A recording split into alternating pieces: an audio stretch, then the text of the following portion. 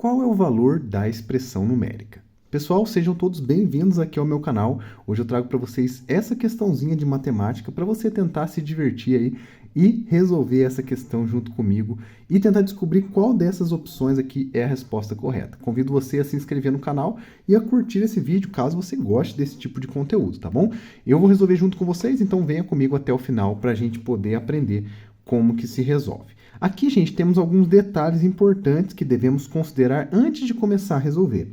E o primeiro deles são os parênteses. É a primeira coisa que a gente deve notar aqui nessa expressão numérica e por isso é ela a primeira coisa que a gente vai resolver nessa questão. Então a gente vai ignorar por enquanto tudo que está fora dos parênteses e vamos começar resolvendo essa divisão aqui, ó.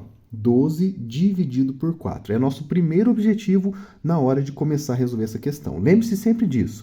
Em uma expressão numérica, a gente resolve primeiro os parênteses, tá bom? Na ordem que eles aparecem, caso tenha mais do que um, né? Então, a gente vai resolver 12 dividido por 4. Eu vou manter essa potenciação aqui, tá? Vou escrever aqui no cantinho, ó, 6 ao quadrado, que é esse 6 ao quadrado aqui, tá bom? Mais o resultado dessa divisão, que é igual a 3.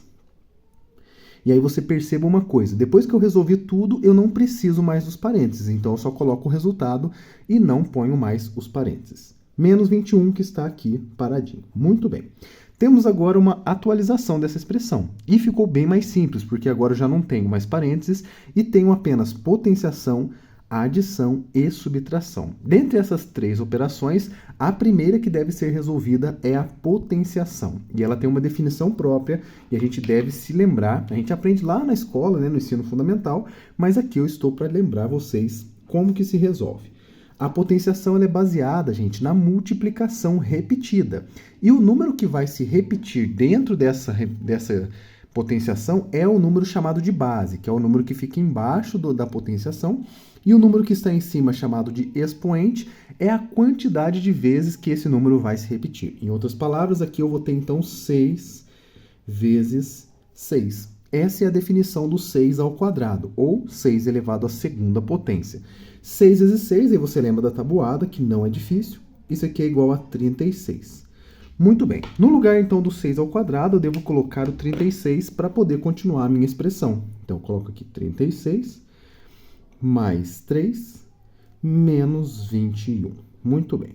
Entre adição e subtração, você pode aqui ter uma maior liberdade, porque são operações mais fáceis, mas para você não errar, eu vou te dar uma dica. Faz sempre da esquerda para a direita, que você nunca vai errar. A regra sempre é essa, da esquerda para a direita, porque é na ordem de leitura, na ordem que aparece, né? Então, vamos começar. 36 mais 3 é igual a 39. 39 menos 21. E aí aqui fica fácil, né? Eu consigo subtrair as unidades, fica 8, e subtrair as dezenas, fica 1. Então, o resultado da nossa expressão numérica está aqui, ó. 18 é o valor desejado, né? Que a gente queria encontrar aqui. Vou até circular, fazer um quadradinho de vermelho aqui para dizer que essa é a nossa resposta, mas a questão não para por aqui. Por quê?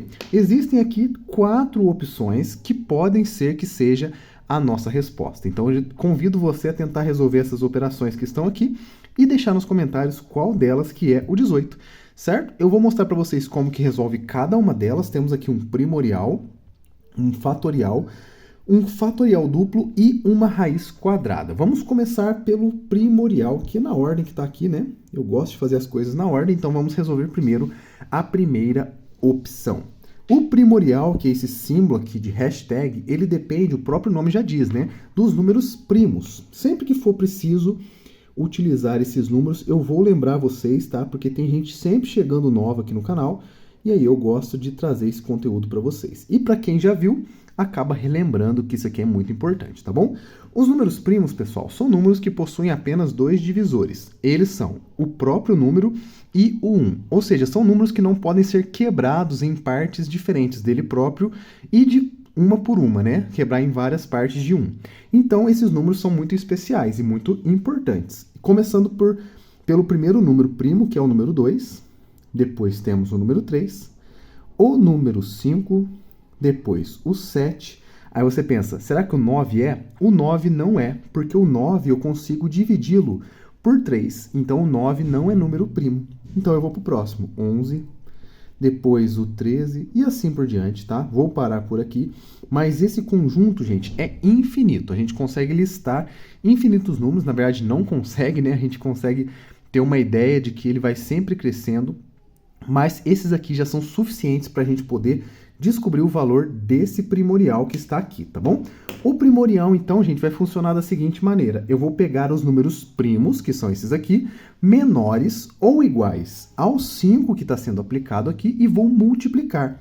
Quais são esses números? O 5, o 3 e o 2. Então, a nossa multiplicação aqui será 5 vezes 3 vezes 2. E aqui, gente, fica muito fácil de calcular. 5 vezes 3 é 15 e 15 vezes 2 é igual a 30.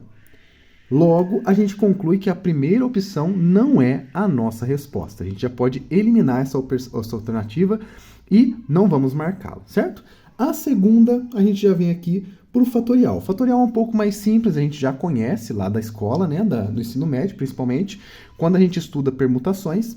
Nada mais é do que multiplicar os números naturais menores ou iguais a 3. Então, eu tenho aqui 3 vezes 2 vezes 1. Sempre para no número 1, tá bom, pessoal? Fatorial sempre vai parar no número 1. Então, agora é só multiplicar. 3 vezes 2 é igual a 6 e 6 vezes 1 também é 6. Então, eu vou colocar aqui como resultado do 3 fatorial o número 6. E mais uma opção que não é a nossa resposta, certo?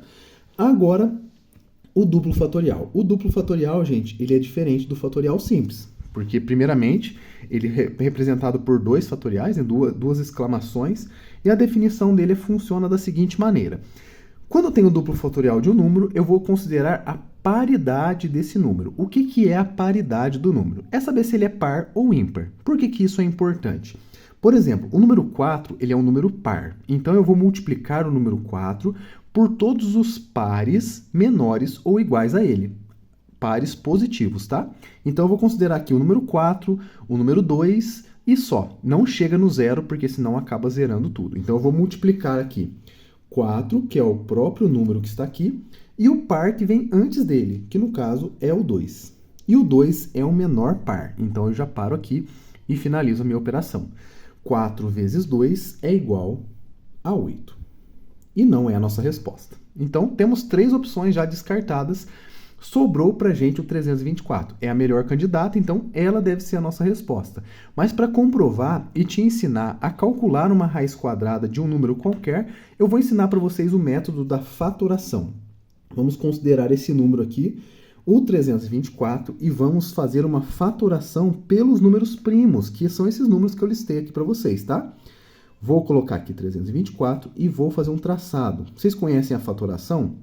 Bem legal, né? A fatoração vai nos ajudar a encontrar aqui fatores comuns que vão multiplicar e gerar potências de expoente 2 para simplificar com essa raiz aqui, tá bom? Começando pelo primeiro primo, que é par, e é o único que é par, na verdade, né? Então, se o número que está sendo dividido é um número par, eu começo por 2. Então, vamos começar pelo número 2 e vamos dividir. 324 dividido por 2, vamos fazer de conta que vamos quebrar o número, né? 300 dividido por 2 dá 150. 24 dividido por 2 dá 12. Então, 300 vai ficar 150 mais 12, 162. Olha só. É assim que a gente faz de cabeça, certo? Conseguimos ir de novo por 2, porque ele continua sendo um número par. Aqui, 160 por 2 é 80, e 2 por 2 é 1, 81. Agora chegamos em um ponto onde o nosso número não é mais par e a gente deve encontrar um novo número primo que consegue dividi-lo. O número 3 consegue dividir o 81. Então, eu já vou colocar aqui o 3. E 81 dividido por 3 é 27. Em seguida, eu posso ir por 3 de novo, porque 27 dividido por 3 é 9. Assim, vai por 3 de novo, que dá 3. E, por último, 3 de novo, que dá 1. Chegando no número 1, a gente finaliza a nossa fatoração. Então, a gente tem aqui agora, gente, uma série de números que multiplicados resultam em 324. Eu vou agrupá-los de 2 em 2. Mas por que de 2 em 2? Porque a minha raiz ela tem índice 2. Quando não tem nada aqui, né? É raiz quadrada, é índice 2. Então, eu tenho aqui 2 ao quadrado, tenho aqui 3 ao quadrado e tenho aqui 3 ao quadrado. Só multiplicar, né? E agora quer dizer que se eu multiplicar esses números dá 324. Eu vou substituir no lugar dele aqui, ó. Então vai ficar raiz quadrada de 2 ao quadrado. Na multiplicação eu consigo separar as raízes, então vou separar aqui raiz quadrada de 3 ao quadrado. E vou separar a última também, raiz quadrada de 3 ao quadrado. Lembrando que isso aqui é uma igualdade, então essa resolução aqui é a mesma que essa, tá? Devido à nossa fatoração. Agora, a coisa mais interessante, essa raiz simplifica com o quadrado, aqui também e aqui também. Olha que legal que ficou 2 vezes 3 vezes 3, né? 2 vezes 3 vezes 3. 2 vezes 3 dá 6 e 6 vezes 3 é igual a 18. E o que a gente queria? Exatamente o 18. Então, a nossa resposta, olha aqui, está na alternativa letra D. Se você marcou essa aqui, parabéns, você acertou a questão, você conseguiu gabaritar. Um grande abraço a todos, fiquem com Deus e até a próxima.